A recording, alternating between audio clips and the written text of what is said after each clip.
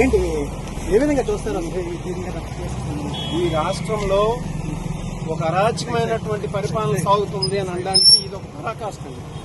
ఎందుకనంటే జగన్మోహన్ రెడ్డి గారి యాంత్రాలకు కానీ జగన్మోహన్ రెడ్డి గారు జరగబోయే ఏ రకమైనటువంటి కార్యక్రమానికైనా జనాలు లక్షలాదిగా తరలిస్తారు కాబట్టి దాన్ని అడ్డుకోవాలి. ఆ జగన్మోహన్ రెడ్డి గారు రేపు పొద్దున్న పాదయాత్ర చేయకూడదు.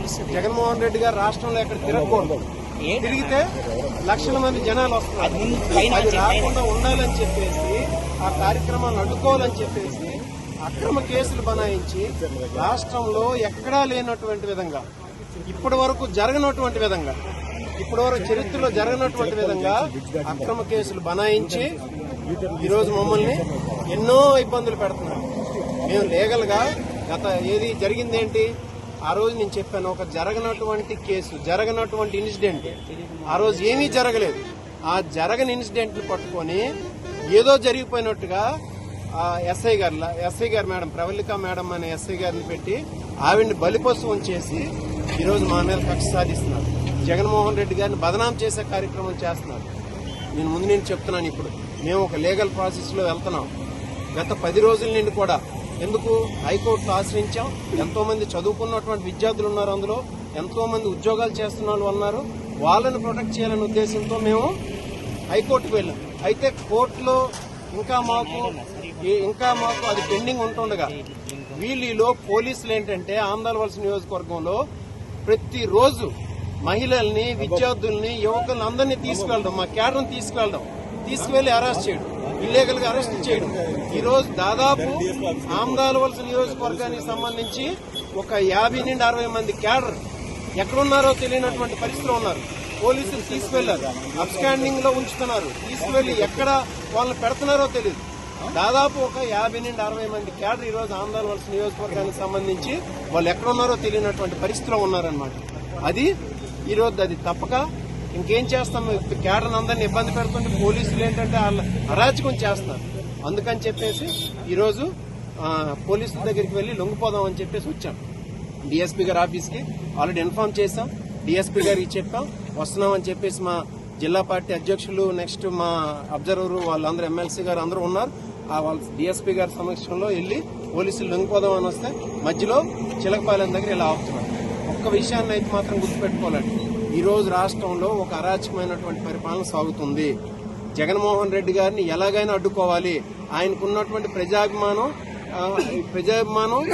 తగ్గించలేరు కాబట్టి ఎలా అయినా సరే ఆయన్ని ప్రజల్లో ఒక లేనిపోని ఇన్సిడెంట్లు పెట్టేసి, మన దేవరపల్లి ఏం జరిగిందండి, ఒక దేవుడు బొమ్మను తీసుకొచ్చి ఒక దేవుడు బొమ్మను వాళ్ళే పడేసి కింద పడేసి ఆ ఇన్సిడెంట్ తీసుకొచ్చి చూపిస్తుంది. ఇక్కడ ఒక ప్రవళిక మేడం మీద ఏమీ చేయలేదు. మా ఆడపడిచాను, ఈ రోజుకి చెప్తున్నాను, మా ఆడపడిచాను ఆవిడ్ని బలిపశువులు చేసి ఈ రోజు మా మీద కక్ష సాధిస్తున్నారు. ఇదంతా జగన్మోహన్ రెడ్డి గారిని బదనాం చేసే ఆలోచన ఇదంతా. కానీ మేము చెప్తున్నాం, మేము ఎవరం కూడా వెనక్కి తగ్గిపోయిన వాళ్ళం కాదు. మేము జగన్మోహన్ రెడ్డి గారి శిష్యులు, జగన్మోహన్ రెడ్డి గారి కోసం ఏమైనా చేయడానికి రెడీగా ఉన్నవాళ్ళం. కాబట్టి మాకు ఏమి ఇలాంటి కేసులు కానీ ఇవేం బెదిరించలేవు. పోలీసులు ఎంత దారుణంగా ఈ 10 రోజులు ప్రవర్తించారనేది వాళ్ళతో పెట్టిందే తప్పుడు కేసు. దాని మీద ప్రతిరోజు 15 మందిని 20 మందిని పిలవడం, పోలీస్ స్టేషన్ లో అరెస్ట్ చేయడం, లేడీస్ ని పిలవడం, మా కేడర్ తాలూకా ఎవరైనా ఉంటే వాళ్ళ తాలూకా ఇంటి దగ్గర ఉన్నటువంటి తల్లిదండ్రుల్ని, వాళ్ళ అమ్మానాన్నల్ని, లేకపోతే వాళ్ళ భార్యల్ని పిలిచి అరెస్ట్ చేయడం. ఇదే పోలీస్ సంస్కృతి ఇక్కడ ఉన్నది. దీని ఇదంతా చేయిస్తుందంతా నారా లోకేష్ గారి ఆధ్వర్యంలో జరుగుతుంది. ఇదంతా ఇంకంత మించేం లేదు. ఇక్కడ ఉన్నటువంటి కోన రవికుమార్ ఉన్నారు, ఈయన ఏం లేదు, ఇందులో ఏముంటది.